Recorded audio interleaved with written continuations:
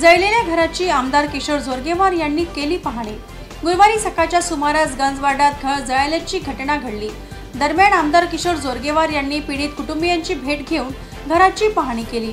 पुरुषोत्तम गोवर्धन यांचे हे घर असून घटनेच्या वेळी घरात कोणी नसल्याने मोठी दुर्घटना टळली।